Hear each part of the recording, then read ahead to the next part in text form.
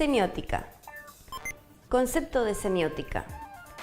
La semiótica es el campo que estudia todos los signos que produce el hombre, cómo los produce, qué significan, cuál es su forma de significar, para qué los produce, cuál es el campo en que se reproducen y cómo sostienen esta realidad creada por el signo. La semiótica aparece recién en el siglo XX, uno de sus creadores es Saussure, que también es un investigador lingüístico y que es el creador de la lingüística y la semiología.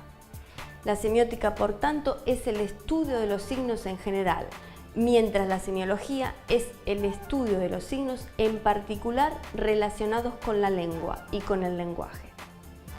La semiótica según Saussure. Saussure, que es el creador de la semiótica y de la lingüística, el gran investigador sobre la lengua, sostiene que la lengua es un sistema de signos altamente complejo. Incluso para él es el más importante de los complejos sistemas de signos que recrean o que se forman alrededor del hombre. ¿Esto por qué? Porque la lengua es el único sistema de signos capaz de interpretar y reproducir a los otros sistemas. ¿Qué significa esto? Si nosotros queremos hablar de historia, o de matemática, o de física, o de química, solo lo podemos hacer a través de un sistema de signos, que es la lengua. Necesitamos hablar para explicar una realidad. Esto es lo que contemporáneamente se llama giro lingüístico y que defienden varios lingüistas como Wirtz o incluso intelectuales como Borges. Para ellos el mundo es lengua, es literatura, es decir, todo lo que conocemos, sabemos y necesitamos expresar o explicar solo lo podemos hacer, lamentablemente, y esta es una arbitrariedad, a través de la lengua. Cuando nosotros queremos explicar qué es la historia, necesitamos reproducirla, reinterpretarla a través de las palabras. Esto es quizás lo más importante que tiene la lengua como sistema de signos y por ello la importancia del estudio de este sistema como tal.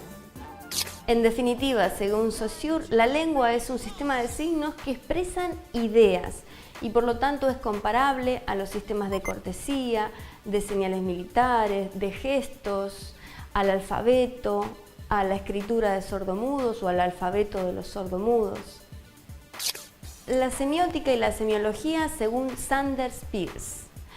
Sanders Peirce es otro investigador de la lengua. Según él, la semiología implica una acción o una influencia entre tres partes, por lo menos.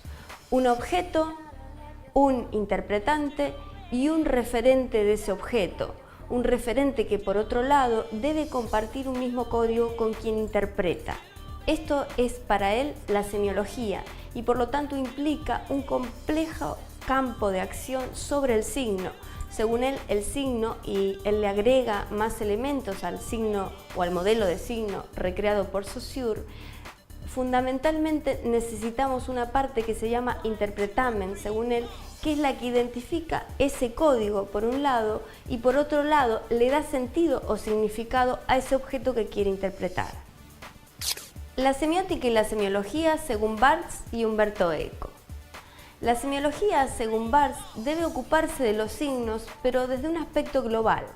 Para él, el hombre reproduce signos constantemente, pero de una manera plural. No se puede identificar un sentido unívoco o un solo sentido para cada signo. Según él, la semiología, por ejemplo, no debe ocuparse de un sentido del texto en particular, sino identificar precisamente la pluralidad de sentidos que contiene un texto. En este sentido es el autor que permanentemente nos habla de isotopías dentro de un texto, es decir, de muchos campos semánticos dentro de un mismo campo.